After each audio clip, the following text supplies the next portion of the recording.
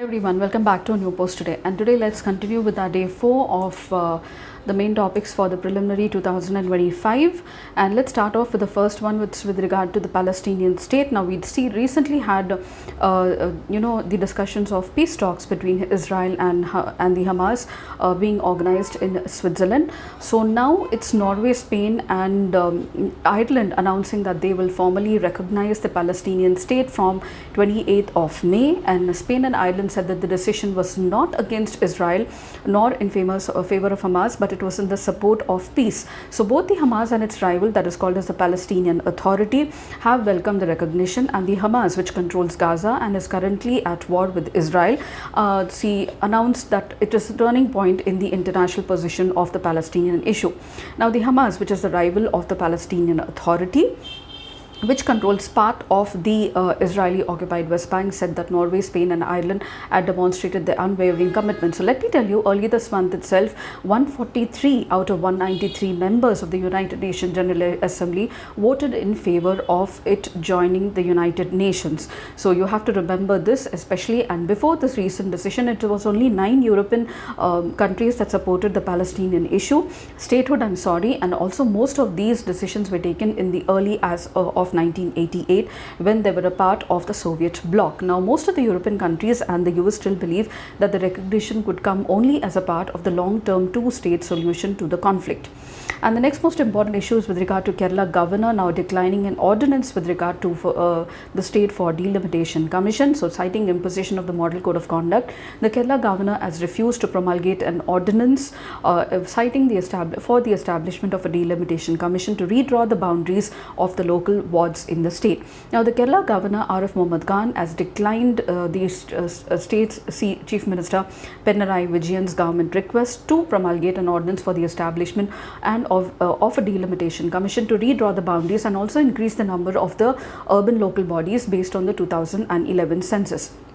The last delimitation exercise was carried out in Kerala based on the socio-economic caste census in 2001, and the state is expected to conduct the local polls in 2025.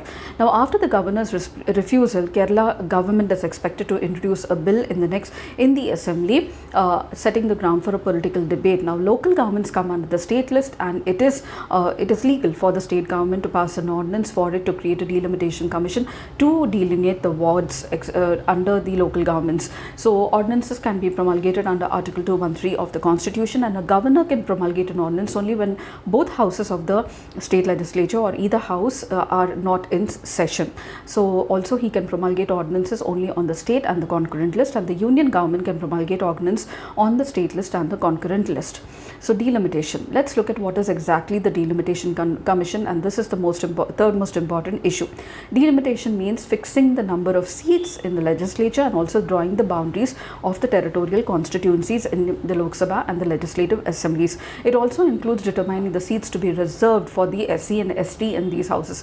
Let me remind you that they are reserved seats not only for general candidates but also for SC and ST. Now under Article 82 and 170 of the Constitution, they provide that the Parliament can appoint a delimitation commission to determine the number of seats based in the Lok Sabha and the State Legislative Assembly.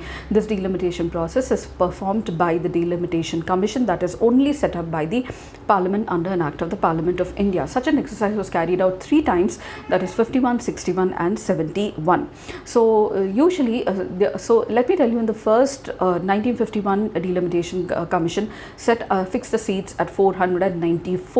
So presently we have 550 fixed under the Constitution, we have 543 filled. So 494 was the first in 1951, it went up to 552 in 1961 and 543 in 1971. So it was almost in the ratio of 10 lakh per seat respectively. However, the seats were frozen on the 1971 census in order to encourage population control measures so that the states with a higher population do not have a higher number of seats in the Lok Sabha or the State Legislative Assembly. And this was done through the 42nd Amendment Act till the year 2000, and then afterwards in the 84th Amendment Act until 2026. So this number will be readjusted only after the first census after 2026, and that's what even the Women Reservation Bill that was recently passed in the parliament said. Now, the boundaries of the territorial constituencies were readjusted and the seats for the SC and ST were determined as per the 2001 census and will be carried again after 2026. Now, in the normal course of events, the delimitation process for the number of seats, boundaries of territorial constituencies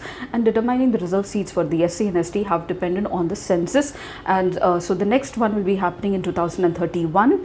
This will be the first census after 2026. The 2021 census could not happen because of COVID, and even the data has not been released. So the next fourth most important issue is with regard to RBI now transferring a surplus of 210 crore for the financial year 21 as dividend, and this bumper surplus transfer would help the government to reduce its borrowings and also step up capital expenditure. Now, the government borrows less, the government security yields also could soften, thereby lowering the borrowing cost as well. So good news for the borrowers. So the higher surplus will also have a positive impact on the government finances. This is positive in terms of maintaining the targeted fiscal deficit. Thus, the additional of 1 lakh crore gives the government the headroom to either cut back on its gross borrowing from the market, putting less pressure on the domestic yields and also increasing its thrust towards capital expenditure. Record surplus transfer from the RBI is estimated to have an impact of almost 30 basis points on the GDP on the government finances. Now, the fifth most important issue is with regard to the All India Consumer Price Index for the industrial workers. The Consumer Price Index, let me tell you, is a very important metric for the measurement of the the price of the goods and services. The parameters include your transportation, food, medical care, etc. CPI is calculated by the weighted average of all these prices. It is measured by taking into account the combined price fluctuations of each object in the basket of goods. Please find out what are the baskets of goods in the CPI. Also, the change in CPI measures the cost related to the change in the cost of living, and CPI is one of the most common indicators used for inflation and deflation and also to set out the monetary the rates of interest by the RBI. And the Consumer Price Index in India is categorized into 4. They are Consumer Price Index for industrial workers, for urban non-manual employees, for agricultural laborers, for rural laborers. And the sixth most important is that the data for the inflation is released by the Ministry of Commerce and Industry, which tracks the wholesale price index, the Ministry of Statistical and Program Implementation, and also the Ministry of Labour Industry as well. So ordinances are released. The 7 most important issues with regard to ordinances. Ordinances can be released under Article 123 and 213 of the Constitution for the President and the Governor. The ordinances will be forced for the maximum period of 6 months, 6 weeks. So this is the maximum time an ordinance can be enforced. Find out which is the latest ordinance also. And in the DC Wadhwa case, the Supreme Court said that repromulgation of ordinance is unconstitutional and also hijacks the legislative powers of the Parliament as well. So the next most important issue for the day is about vote from home. The Election Commission of India came up for the very first time in the election to the 18th Lok Sabha for something called as work from home. This facility is available for the people above age 85 and above, persons with disabilities with not less than 40% of the prescribed handicap when certified by the certifying authority. Also the media persons covering polling activities for the day, and also the workers for essential services such as metros, railways and healthcare, and also service voters as well, like police personnel from the armed forces posted away from their hometown, central armed police forces deployed away from their home, etc. And the last one for the day is about 50% of the 50 years of Kesavananda Bharati case. So it ruled that the Parliament cannot use its power under 368 for amending the Constitution and remove or hurt the basic structure of the Constitution. This means that the Parliament cannot abridge or take away the fundamental rights that form a part of the basic structure. And also 2023 marks 50 years of the Kesavananda Bharati case. Let me tell you, Kesavananda Bharati case is also the largest constitutional bench that was constituted up to now, having almost, find out the number of judges on the Kesavananda Bharati bench. So over the decades, basic structure of the Constitution has been criticized by the executive. They say that this principle dilutes the separation of powers and undermines the sovereignty of the Parliament as well, and also is vague, subjective form of judicial review. So this is your prelims dose for your prelims 2025 for May 23rd, 2024, and I shall see you tomorrow in my new post with another set of a list for your prelims 2025. Until then, it's very happy learning.